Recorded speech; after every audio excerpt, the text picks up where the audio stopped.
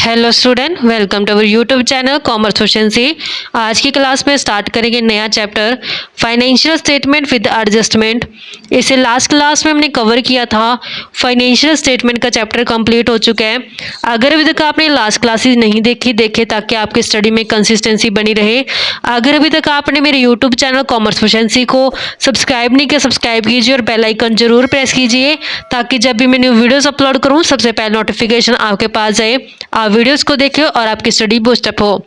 Financial statement with adjustment में क्या होता है कि जो हमने फाइनेंशियल स्टेटमेंट बनानी है उसके अंदर अब कुछ एडजस्टमेंट एंट्रीज है वो भी पास करनी पड़ेगी। डिटेल में कवर करते हैं, इसके बेस कवर करते हैं। सबसे पहले अगर एक पार्टिकुलर ईयर का प्रॉफिट या फिर लॉस जानना है, उसके लिए ज़रूरी है कि उस अकाउंटिंग पीरियड के दौरान जितने भी खर्चे किए गए हैं, जितनी भी इनकम की गई है, वो सारी ध्यान रखी जाए, सारी कंसीडर की जाए। जैसे एग्जांपल के तौर पे, if we want to ascertain the net profit for the year ended on 31 March, अगर हमने नेट प्रॉफिट जानना है ईयर एंडेड 31 मार्च का, तो हमें जो rent for the month of March has not yet been paid, अगर मान लेते हैं कि रेंट है जो अभी तक मार्च महीने का पे नहीं किया गया, अगर ट्रू प्रॉफिट जानना है तो ज़रूरी है कि इस रेंट को कंसीडर किया जाए, क्योंकि ये जिस अकाउंटिंग ईयर का खर्चा है उसी अकाउंटिंग ईयर के दौरान उसे कंसीडर करना ज़रूरी है, चाहे वो पे हो चुका है चाहे वो पे नहीं हुआ। ऐसे ही चाहे वो इनकम रिसीव हुई है चाहे वो इनकम रिसीव नहीं हुई है, लेकिन जिस अकाउंटिंग पीरियड के दौरान वो कवर होते तो उसी अकाउंटिंग पीरियड के दौरान उसे दिखाना पड़ेगा ताकि ट्रू प्रॉफिट एक पार्टिकुलर ईयर का पता चल जाए। सिंपल लैंग्वेज में इसे समझने की कोशिश करते हैं। अगर एक अकाउंटिंग पीरियड के दौरान, अकाउंटिंग पीरियड स्टार्ट होता है 1 अप्रैल से 31 मार्च तक, एक अकाउंटिंग पीरियड के दौरान अगर प्रॉफिट, ट्रू प्रॉफिट और लॉस जानना है तो उसके लिए जितने भी इस अकाउंटिंग पीरियड के दौरान एक्सपेंसेस है वो सारे दिखाने पड़ेंगे, जितने भी इनकम्स है वो सारे दिखानी पड़ेगी। अब मान लेते हैं कि 31 मार्च का हमने प्रॉफिट हुआ है या फिर लॉस हुआ है जानना है। एग्जाम्पल के तौर पे मान लेते हैं कि जो टोटल 12 महीने होते हैं उसमें से 11 महीने का तो रेंट है जो पे किया गया है, लेकिन मार्च महीने का अभी तक रेंट पे नहीं किया गया, तो हमने जो मार्च महीने का रेंट पे नहीं किया गया ना, उस खर्चे को भी इसमें दिखाना है ताकि ट्रू प्रॉफिट और लॉस का पता चल जाए कि पूरे अकाउंटिंग पीरियड के दौरान है जो कितने खर्चे हो चुके हैं, कितनी इनकम हो चुकी है, ये सभी दिखानी ज़रूरी है। इसी तरीके से कुछ इनकम जैसे कि इंटरेस्ट, डिविडेंड, कमीशन एक्सेट्रा, अगर ये अर्न कर लिए गए लेकिन अभी तक रिसीव नहीं हुए हैं इस अकाउंटिंग पीरियड के दौरान, तब भी हमने उन इनकम को इसके अंदर शामिल करना है। तो इन्हीं एडजस्टमेंट को जो भी हमने इनकम के रिगार्डिंग की है, इनको करंट ईयर के दौरान दिखाते हैं, जिससे ट्रू प्रॉफिट और लॉस है जो डिस्क्लोज हो जाता है कि कितना करेक्ट अमाउंट बनता है नेट प्रॉफिट या फिर नेट लॉस का। और जो बैलेंस शीट है वो ट्रू फाइनेंशियल पोजीशन बताएगी बिजनेस की एक अकाउंटिंग पीरियड के दौरान क्या असेट्स है, क्या लायबिलिटी है और कितनी कैपिटल है। अगर सिंपली बात की जाए तो फाइनल अकाउंट बनाते समय डिटेक्ट की जाती हैं ट्रांजेक्शन, जैसे कि which has been omitted to be record in the books, अगर कोई ट्रांजेक्शन बुक्स के अंदर रिकॉर्ड करनी रह गई है उसकी एडजस्टमेंट की जाएगी। नेक्स्ट केस के अंदर अगर कोई रॉन्गली रिकॉर्ड की गई बुक्स के अंदर, गलत रिकॉर्ड कर दी, इसको भी डिटेक्ट किया जाएगा। और which only one aspect has been record in the books, अगर सिर्फ एक एस्पेक्ट बुक के अंदर रिकॉर्ड किया गया तो इसको भी डिटेक्ट किया जाएगा। एंट्री पास की जाएगी इन ट्रांजेक्शन के लिए, उन्हीं को एडजस्टमेंट एंट्री बोला जाता है। यानी कि कुछ ऐसे केसेस होते हैं जैसे कि बुक्स ऑफ अकाउंट्स के अंदर रिकॉर्ड करना भूल गए ट्रांजेक्शन को, या फिर गलत रिकॉर्ड कर दिया, या फिर हमने सिर्फ एक एस्पेक्ट को रिकॉर्ड कर पाए हैं, तो इन केसेस के अंदर जब हम एंट्रीज पास करते हैं उन्हीं को एडजस्टमेंट एंट्री बोला जाता है। ऑब्जेक्टिव्स या फिर नीड क्या होती है एडजस्टमेंट की, कि क्यों एडजस्टमेंट करने की ज़रूरत पड़ती है, ताकि ट्रू प्रॉफिट और लॉस का पता लगाया जा सके, ट्रू फाइनेंशियल पोजीशन क्या बिजनेस की पता की जा सके, जितनी भी ट्रांजेक्शन्स भूल के रिकॉर्ड करनी उनको अब बुक्स ऑफ अकाउंट्स के अंदर रिकॉर्ड किया जा सके एडजस्टमेंट एंट्री के थ्रू, रेक्टिफाई किया जा सके उन एरर्स को जो बुक्स ऑफ अकाउंट्स बनाते समय कमिट किए गए हैं, रिकॉर्ड किया गया उन एक्सपेंसेस को जो अक्रूड बेस पे है लेकिन अभी तक पे नहीं किया गया है। अक्रूड एक्सपेंसेस को भी रिकॉर्ड करना जरूरी होता है। अक्रूड एक्सपेंसेस का मीनिंग क्या होता है? ये वो खर्चे होते हैं जो किए जा चुके हैं लेकिन अभी तक इनकी पेमेंट नहीं की क्योंकि इनकी ड्यू डेट अभी आई नहीं है। नेक्स्ट आता है कि to make record of such income which have accrue but not been receive. ऐसी इनकम को रिकॉर्ड करना जो अक्रू तो हो चुकी है लेकिन अभी तक रिसीव नहीं हुई है। डेप्रिसिएशन और अदर प्रोविजंस को भी दिखाया जाता है। तो यहाँ पे ध्यान रखा जाता है जब फाइनल अकाउंट्स प्रिपेयर किए जाते हैं कि जो आइटम्स ट्रायल बैलेंस के अंदर दिखाई गई हैं उनको सिर्फ हमने एक बार ही दिखाना होता है, या तो वो दिखाई जाएंगी trading account, profit and loss account के अंदर या फिर बैलेंस शीट के अंदर। दूसरी तरफ अगर कुछ आइटम ट्रायल बैलेंस के आउटसाइड गिवन है उन्हीं को हम एडजस्टमेंट बोलते हैं, तो उस केस में ट्वाइस एंट्री पास की जाएगी, दो जगह पे इसकी एंट्री पास की जाएगी डबल एंट्री कंसेप्ट को फॉलो करते हुए, ताकि जो एडजस्टमेंट है वो की जा सके, कंप्लीट किया जा सके फाइनल अकाउंट को। क्योंकि अगर एडजस्टमेंट में कोई ट्रांजेक्शन दी हुई है तो उसका इफेक्ट दो अकाउंट्स के ऊपर पड़ेगा क्योंकि हमारी अकाउंटिंग डबल एंट्री बेस्ड है। तो ये कुछ ऑब्जेक्टिव और नीड है। नेक्स्ट आता है एक्सप्लेनेशन ऑफ इम्पोर्टेंट एडजस्टमेंट। अब कौन सी एडजस्टमेंट की जाती है? कुछ इंपॉर्टेंट एडजस्टमेंट गिवन है जैसे कि क्लोजिंग स्टॉक। क्लोजिंग स्टॉक कौन सा स्टॉक होता है कि एक अकाउंटिंग पीरियड के दौरान जरूरी नहीं होता कि सभी के सभी गुड्स सेल हो जाएं, कुछ गुड्स ऐसी होती है जो अनसोल्ड रह जाते हैं, जो बेच नहीं पाते हैं, उन्हीं को हम क्लोजिंग स्टॉक के अंदर रखा जाता है। तो जब भी क्लोजिंग स्टॉक का वैल्यूएशन किया जाता है तो हम कंजर्वेटिज्म प्रिंसिपल को फॉलो करते हैं, जिसके तहत हम देखते हैं कि कॉस्ट प्राइस और रियलाइजेबल वैल्यू दोनों में जो कम वैल्यू होती है उसके ऊपर हम स्टॉक का वैल्यूएशन करते हैं। एग्जाम्पल के तौर पे अगर मान लेते हैं कि कुछ गुड्स ऐसी है जो परचेज की गई है 1 लाख में लेकिन उसकी रियलाइजेबल वैल्यू 1,20,000 है, तो यहाँ पे 1 लाख और 1,20,000 में कम कितना है? 1 लाख, क्योंकि हमने स्टॉक का वैल्यूएशन करना है विच एवर इज लेस, यानी कि कम वैल्यू को उठाना है। तो यहाँ पे जब स्टॉक का वैल्यूएशन किया जाएगा तो उसमें हमने 1,20,000 नहीं बल्कि 1 लाख को कंसीडर करना है। अगर मान लेते हैं कि जो रियलाइजेबल वैल्यू सेम गुड्स की 90,000 है तो फिर उस केस में हमने 1 लाख नहीं बल्कि 90,000 को कंसीडर करना है, क्योंकि जो ये वैल्यूएशन किया जाता है क्लोजिंग स्टॉक का ये फॉलो करता है कंजर्वेटिज्म प्रिंसिपल को। कंजर्वेटिज्म प्रिंसिपल क्या कहते हैं कि एंटिसिपेटेड लॉसेस जो फ्यूचर में होने वाले हैं उसको पहले से ही कंसीडर कर लो, उसके लिए पहले से तैयार हो जाओ, ताकि इन फ्यूचर में जब वो लॉसेस हों तो उसका नेगेटिव इम्पैक्ट है जो बिजनेस के ऊपर ना पड़े। और वही जो एंटिसिपेटेड इनकम्स होती हैं उनको छोड़ दो, क्योंकि अगर वो इन फ्यूचर में हो जाती है तो ठीक है ऐड कर दी जाएंगी, अगर नहीं होती तो एट प्रेजेंट हमने उसको रिकॉर्ड नहीं किया होता तो उसका कोई नेगेटिव इम्पैक्ट है जो बिजनेस के अंदर नहीं पड़ता। अब यहाँ पे जो इसकी एंट्री पास की जाती है, इनकॉर्पोरेटेड एंट्री जो पास की जाती है क्लोजिंग स्टॉक की, closing stock account debit to trading account के नाम से की जाती है। किस तरीके से ट्रीटमेंट किया जाएगा फाइनल अकाउंट के अंदर क्लोजिंग स्टॉक का? ज़्यादातर जो क्लोजिंग स्टॉक होते हैं ट्रायल बैलेंस के आउटसाइड गिवन होते हैं, क्योंकि जो स्टॉक का वैल्यूएशन करते हैं हम अकाउंटिंग ईयर के मतलब खत्म होने के बाद करते हैं। इस कारण से ज़्यादातर ट्रायल बैलेंस के बाहर गिवन होता है, जिस कारण से इसकी दो जगह पे एंट्री पास की जाती है। एक तो ट्रेडिंग अकाउंट की क्रेडिट साइड करते हैं और दूसरा असेट साइड दिखाते हैं बैलेंस शीट के अंदर। अगर क्लोजिंग स्टॉक हमें ट्रायल बैलेंस के अंदर गिवन है तो सिर्फ हमने इसको बैलेंस शीट की असेट साइड दिखाना है, क्योंकि हम ये मान लेते हैं कि इसकी ऑलरेडी इनकॉर्पोरेट एंट्री जो पास हो चुकी है, ऑलरेडी जो ये डिडक्ट किया जा चुका है परचेज अकाउंट में, इस कारण से जो ये ट्रायल बैलेंस के अंदर दिया हुआ है। नेक्स्ट जो एडजस्टमेंट एंट्री आती है आउटस्टैंडिंग एक्सपेंसेस, या फिर जिसे हम बोलते हैं expenses due but not paid. अभी यहाँ पे मैं इसका मीनिंग समझाऊंगी। पहले आउटस्टैंडिंग एक्सपेंस क्या होते हैं और जो हमने नीड और ऑब्जेक्ट के अंदर समझा था कंसेप्ट, यहाँ पे अक्रूड एक्सपेंस का कि जो ये अक्रूड एक्सपेंस होते हैं इनका क्या मीनिंग होता है। अक्रूड एक्सपेंस, आउटस्टैंडिंग एक्सपेंस, इन दोनों का पहले मीनिंग समझते हैं। एग्जाम्पल के तौर पे ले लेते हैं हम अकाउंटिंग पीरियड 1 अप्रैल 2024 से लेकर के 31 मार्च 2025 तक। अक्रूड एक्सपेंस क्या होते हैं, मीनिंग समझते हैं अक्रूड एक्सपेंसेस का। ये वो खर्चे होते हैं जो किए जा चुके हैं लेकिन इनकी पेमेंट नहीं की क्योंकि अभी तक इसकी ड्यू डेट नहीं आई है। एग्जाम्पल के तौर पे मान लेते हैं कि वर्कर्स हैं, मजदूर हैं, जो उनकी मजदूरी है जो 15 दिन के बाद दी जाती है।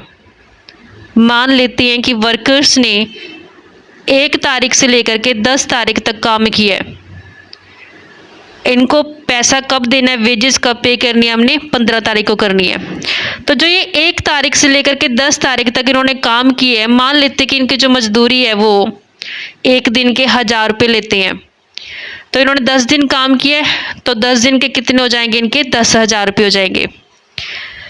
अब ये खर्च हो तो चुका है 1 तारीख से लेकर के 10 तारीख तक का, लेकिन अभी इस खर्च की पेमेंट नहीं की। क्यों? क्योंकि इसकी पेमेंट कब करनी है, 15 तारीख को करनी है। अभी तक इसकी ड्यू डेट नहीं आई है, तो ये कहलाएंगे अक्रूड एक्सपेंस। इसका मीनिंग क्या होता है? अक्रूड एक्सपेंसेस ऐसे एक्सपेंसेस होते हैं जो किए जा चुके हैं लेकिन अभी तक इसकी पेमेंट नहीं की क्योंकि इसकी ड्यू डेट नहीं आई है। क्योंकि ड्यू डेट कब आएगी, इसकी 15 तारीख को आएगी। अब आते हैं आउटस्टैंडिंग एक्सपेंसेस की बारी। आउटस्टैंडिंग एक्सपेंसेस क्या होते हैं? आउटस्टैंडिंग एक्सपेंसेस का मतलब होता है, मान लेते हैं कि जैसे कि हमने 1 अप्रैल 2024 से लेकर के 31 मार्च 2025 तक का हिसाब किया है। एग्जाम्पल के तौर पे ले लेते हैं रेंट, जो किराया है। किराया है जो हर महीने पे किया जाता है 1 अप्रैल से लेकर के 31 मार्च तक। अब हमारा अकाउंट ईयर क्लोज हो रहा है 31 मार्च को। अब 31 मार्च को हमने अकाउंट ईयर को क्लोज कर देना है, लेकिन 11 महीने का तो रेंट पे कर दिया लेकिन 12वें महीने का जो रेंट अभी पे नहीं किया। अकाउंट भी क्या हो चुका है, क्लोज हो चुके हैं। अब जब हम 1 अप्रैल 2025 में जाएंगे तो इस डेट को जो ये 31 मार्च का जो रेंट है, मार्च महीने का रेंट, ये इसके लिए क्या बन जाएगा, आउटस्टैंडिंग रेंट बन जाएगा। क्यों? क्योंकि इसकी जो ड्यू डेट है वो पास्ट की ड्यू डेट है। क्योंकि कब पे करना चाहिए था, 31 मार्च को पे कर देना चाहिए था, लेकिन अभी तक इसकी पेमेंट नहीं की है। अकाउंटिंग पीरियड के दौरान बेनिफिट भी ले लिया लेकिन अभी तक इसकी पेमेंट भी नहीं की है और इसकी ड्यू डेट भी चली गई है। तो अब ये क्या कहलाएगा, आउटस्टैंडिंग एक्सपेंसेस कहलाएगा। आई होप बच्चों की इसकी जो मीनिंग है दोनों का डिफरेंस आपको क्लियर हो गया। अब इसकी एडजस्टमेंट एंट्री समझते हैं कि एडजस्टमेंट एंट्री कैसे पास की जाएगी इसकी। अब यहाँ पे बात ये आती है कि जो आउटस्टैंडिंग एक्सपेंस ये है क्या, आउटस्टैंडिंग एक्सपेंस लायबिलिटी है क्योंकि अभी तक इसकी पेमेंट नहीं की गई, इसको पे करना पड़ेगा, ये लायबिलिटी बनता है। तो इसका जब ट्रीटमेंट करेंगे 2 जगह इसकी एंट्री पास की जाएगी। एक तो हम इसको बैलेंस शीट के अंदर लायबिलिटी साइड दिखाएंगे और सेकेंडली जब हम प्रॉफिट एंड लॉस अकाउंट के अंदर, जैसे एग्जांपल हमने रेंट का लिया है तो रेंट के अंदर हमने ऐड कर देना है आउटस्टैंडिंग रेंट। क्यों ऐड किया है? क्योंकि 11 महीने का रेंट तो हमने दिखा दिया, अभी जो 1 महीने का रेंट रहता है उसको ऐड करके हमने 12 महीने का पूरा हिसाब कर दिया यहाँ पे। क्योंकि हमने क्या करा है, जब इसकी हमने समरी बेस पे इसका मीनिंग समझा था, इसका हमने ओवरव्यू समझा था, तो उसमें हमने एक बात समझी थी कि एक अकाउंटिंग पीरियड के दौरान जितने भी खर्चे किए जाते हैं, चाहे वो पे किए गए हैं चाहे वो पे नहीं किए गए हैं, वो सारे हमने कंसीडर करने हैं ताकि हम एक अकाउंटिंग पीरियड के दौरान ट्रू प्रॉफिट और लॉस का जो पता लगाया जा सके। इस कारण से जब भी हम आउटस्टैंडिंग खर्चों की बात करते हैं तो वो क्या करते हैं, उसमें ऐड कर देते हैं, ताकि क्योंकि 11 महीने का तो पे कर दिए, 1 महीने का रहता है तो इसको ऐड कर देंगे ताकि 12 महीने का जो हिसाब क्लियर हो जाए। जो आउटस्टैंडिंग एक्सपेंस होते हैं पर्सनल अकाउंट के होते हैं, क्योंकि ये रिप्रेजेंटेटिव पर्सनल अकाउंट के अंदर कवर किए जाते हैं। ये रिप्रेजेंट करके चलते हैं उन पर्सनस को जिनको अभी तक पेमेंट जो नहीं की गई। जैसे कि एग्जांपल के तौर पे समझते हैं, ट्रायल बैलेंस एक्सट्रैक्ट गिवन है, डेबिट बैलेंस और credit balance. Wage paid, debit balance मतलब कि एक्सपेंस गिवन है 2,20,000 का, सैलरी पेड 55,000 की। एडजस्टमेंट में गिवन है कि वेज 20,000 और सैलरी 5,000 आउटस्टैंडिंग है, मतलब कि अभी तक इसकी पेमेंट नहीं की गई। तो इसके लिए सबसे पहले हम एडजस्टमेंट एंट्री पास करते हैं, फिर इसका इफेक्ट बताएंगे कि कैसे इफेक्ट है जो देखने को मिलेगा।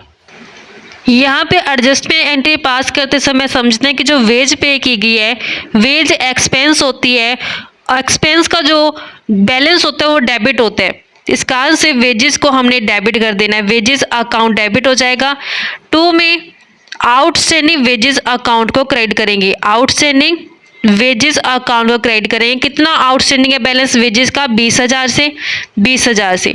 इसी तरीके से सैलरी भी आउटस्टैंडिंग है, तो सैलरी के लिए हमने एंट्री पास करनी है, सैलरी अकाउंट डेबिट 2 में आउटस्टैंडिंग सैलरी अकाउंट के नाम से। जो सैलरी आउटस्टैंडिंग है वो 5,000 से है, 5,000 से है। अब इसका इफेक्ट कब और कहाँ पड़ेगा? जो वेजेस होती है ये वर्कर्स को दी जाती है, ये ट्रेडिंग अकाउंट के अंदर कवर की जाएगी। ये जाएगी एक तो ट्रेडिंग अकाउंट के अंदर, सेकेंडली आउटस्टैंडिंग बैलेंस शीट की लायबिलिटी साइड पे।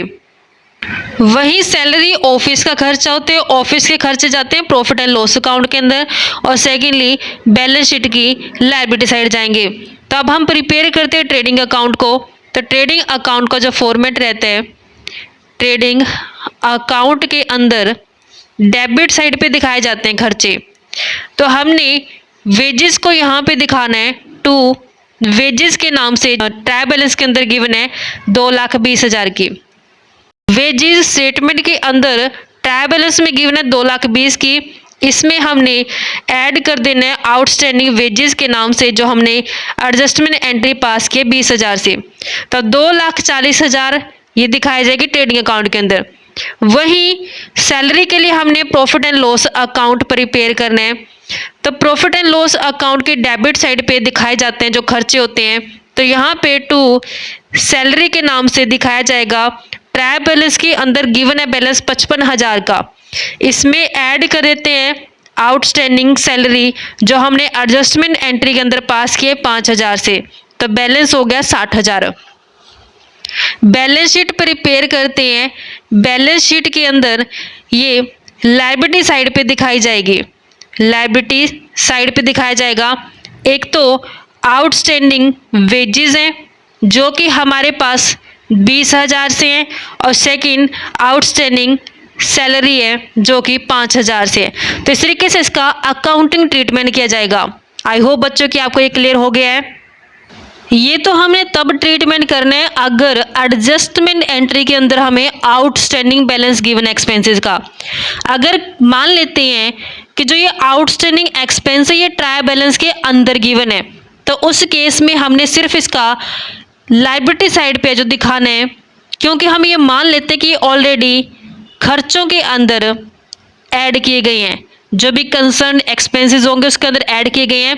इस कारण से इसको ट्रायल बैलेंस के अंदर दिखाया गया आउटस्टैंडिंग एक्सपेंसेस को। इस कारण से सिर्फ हमने इसको लायबिलिटी साइड पे जो दिखाना है। 2 हमने एडजस्टमेंट एंट्री कवर कर ली है, एक तो क्लोजिंग स्टॉक की और दूसरी आउटस्टैंडिंग एक्सपेंसेस की। तीसरी आती है प्रीपेड एक्सपेंसेस और अनएक्सपायर्ड एक्सपेंसेस और एक्सपेंस पेड इन एडवांस। ये वो खर्चे होते हैं जो एडवांस में पे कर दिए गए हैं। एग्जाम्पल के तौर पे 2025 का खर्चा 2024 में पे कर दिया, तो ये 2024 के लिए प्रीपेड एक्सपेंस कहलाएगा। प्रीपेड एक्सपेंस का ट्रीटमेंट कैसे करते हैं समझते हैं। अकाउंटिंग ट्रीटमेंट करते समय जो प्रीपेड एक्सपेंस होते हैं, प्रीपेड एक्सपेंस, इसको trading and profit and loss account के अंदर, trading and profit and loss account के अंदर माइनस करके दिखाया जाएगा, डिडक्ट कर दिया जाएगा जो भी इसका कंसर्न एक्सपेंस होगा उसमें से। वहीं दूसरी तरफ बैलेंस शीट की ये असेट साइड दिखाए जाएंगे। प्रीपेड एक्सपेंसेस भी रिप्रेजेंटेटिव पर्सनल अकाउंट के अंदर कवर किए जाते हैं। अब trading and profit and loss account के अंदर माइनस क्यों किया जाता है, रीज़न बताते हैं इसका।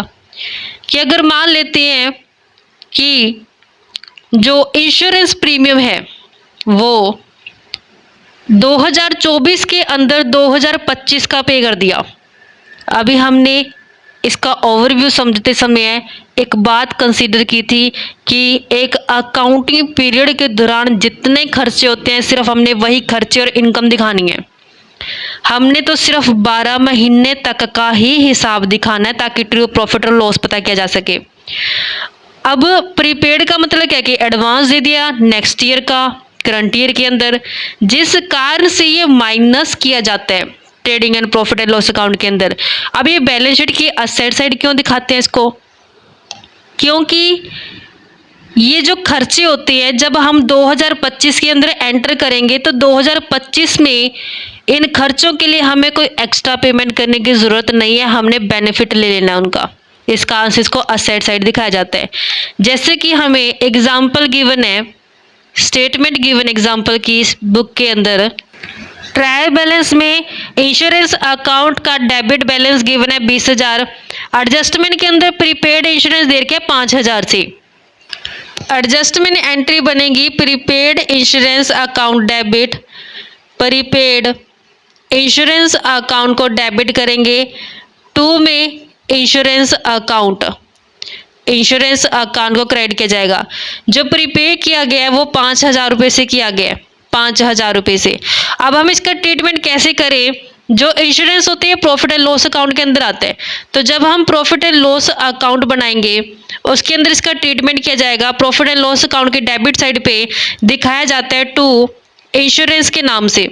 इंश्योरेंस का जो हमारे पास खर्चा ट्रायल बैलेंस के अंदर गिवन है 20,000, इसमें से हमने इसको माइनस कर देना है प्रीपेड इंश्योरेंस को 5,000 रुपये, तो माइनस करके 15,000 बनता है, क्योंकि हमने तो सिर्फ 12 महीने का हिसाब लेना है। अगर नेक्स्ट ईयर का ऐड किया गया इसमें, मतलब करंट ईयर के अंदर नेक्स्ट ईयर का पे किया गया, तो हमने क्या करना है उसको हटा देना है। वहीं जब हम बैलेंस शीट बनाएंगे तो बैलेंस शीट के अंदर इस बार असेट साइड दिखाया जाएगा। बैलेंस शीट में असेट साइड दिखाएंगे प्रीपेड इंश्योरेंस के नाम से, प्रीपेड इंश्योरेंस के नाम से 5,000 रुपये। तो इस तरीके से इसका अकाउंटिंग ट्रीटमेंट किया जाएगा। ये केस तो तब है जब प्रीपेड इंश्योरेंस एडजस्टमेंट के अंदर गिवन हो। कई बार क्या होता है कि प्रीपेड एक्सपेंसेस है जो ट्रायल बैलेंस के अंदर दिए होते हैं, जिस कारण से सिर्फ हमने एक ही जगह पे उसकी एंट्री दिखानी होती है बैलेंस शीट की असेट साइड पे, क्योंकि हम मान लेते हैं कि ऑलरेडी ये कंसर्न अकाउंट में से डिडक्ट किए गए हैं। नेक्स्ट आते हैं डेप्रिसिएशन। डेप्रिसिएशन लॉस होता है क्योंकि डेप्रिसिएशन लगने से फिक्स्ड असेट की वैल्यू कम हो जाती है। जब भी फिक्स्ड असेट का कंटिन्यू यूज़ किया जाता है, जिस कारण से उसके ऊपर इसकी वैल्यू वियर एंड टियर के कारण डाउन हो जाते हैं, जिसे डेप्रिसिएशन बोला जाता है। डेप्रिसिएशन का ट्रीटमेंट कैसे करेंगे, एक तो हमने प्रॉफिट एंड लॉस अकाउंट के डेबिट साइड दिखा देना है, और दूसरा हमने बैलेंस शीट की जब असेट साइड पे दिखाएंगे असेट्स को, तो हमने डेप्रिसिएशन माइनस कर देनी है। जैसे एग्जांपल के तौर पे मशीनरी और फर्नीचर की वैल्यू गिवन है 5 लाख से और 80,000 से। एडजस्टमेंट एंट्री के अंदर हमें गिवन है कि डेप्रिसिएशन लागू किया गया है मशीनरी के ऊपर 10% और वहीं फर्नीचर के ऊपर 20%। तो पहले तो इसकी एडजस्टमेंट एंट्री पास करते हैं। एडजस्टमेंट एंट्री पास करते समय डेप्रिसिएशन अकाउंट को डेबिट करेंगे, क्योंकि इसमें हमने समझा कि लॉस और एक्सपेंस की कैटेगरी में रखा जाता है, तो हमने एक्सपेंस और लॉसेस को डेबिट करना होता है। 2 में जो डेप्रिसिएशन लागू किया गया, एक तो मशीनरी के ऊपर, मशीनरी की वैल्यू कम हो गई, इसका आंसर इसका क्रेडिट बैलेंस कर दिया गया। सेकंड फर्नीचर के ऊपर, तो फर्नीचर अकाउंट को भी क्रेडिट कर दिया गया। मशीनरी के ऊपर डेप्रिसिएशन 10% और मशीनरी की वैल्यू 5 लाख, 5 लाख का 10% करेंगे तो 50,000 बनता है। ऐसे ही फर्नीचर के ऊपर 20%, 80,000 का फर्नीचर है, 20% करेंगे तो 16,000। तो टोटल डेप्रिसिएशन बन गया हमारे पास ऐड करके 66,000 से। अकाउंटिंग ट्रीटमेंट कैसे करेंगे इसका, हमने प्रॉफिट एंड लॉस अकाउंट में जब इसे दिखाना है तो प्रॉफिट एंड लॉस अकाउंट के डेबिट साइड पे हम दिखाएंगे 2 डेप्रिसिएशन के नाम से। इसको हमने 2 डेप्रिसिएशन के नाम से दिखा देना है। एक तो डेप्रिसिएशन लागू किया गया मशीनरी के ऊपर, दूसरा फर्नीचर के ऊपर। मशीनरी के ऊपर 50,000 और फर्नीचर के ऊपर 16,000। तो टोटल हमारे पास बनता है 66,000 से। अब हमने बैलेंस शीट के अंदर कैसे इसका ट्रीटमेंट करना है, जब हम बैलेंस शीट के अंदर दिखाएंगे तो असेट साइड पे दिखाई जाती है वैल्यू जो मशीनरी की। तो मशीनरी की वैल्यू गिवन है 5 लाख, इसमें से माइनस कर देंगे मशीनरी का डेप्रिसिएशन जो बना है 50,000। तो अब हमारे पास मशीनरी 4.5 लाख की रह गई है। ऐसे ही फर्नीचर की जो वैल्यू है 80,000, उसमें से माइनस करते हैं डेप्रिसिएशन 16,000, तो अब हमारे पास फर्नीचर जो रह गया वो 64,000 से रह गया। इस तरीके से इसका अकाउंटिंग ट्रीटमेंट किया जाएगा। ये हमारे पास बच्चों बनती थी एडजस्टमेंट एंट्री। आई होप कि आपको क्लियर हो गई हैं। नेक्स्ट क्लास में कवर करेंगे इसके प्रैक्टिकल क्वेश्चंस। ऐसे ही रेगुलर क्लासेस के लिए आप मेरे यूट्यूब चैनल कॉमर्स एफिशिएंसी को सब्सक्राइब, लाइक और शेयर करें। बेल आइकन जरूर प्रेस करें ताकि जब भी मैं न्यू वीडियोस अपलोड करूं सबसे पहले नोटिफिकेशन आपके पास जाए, आप वीडियोस को देखकर आपकी स्टडी बूस्टअप हो।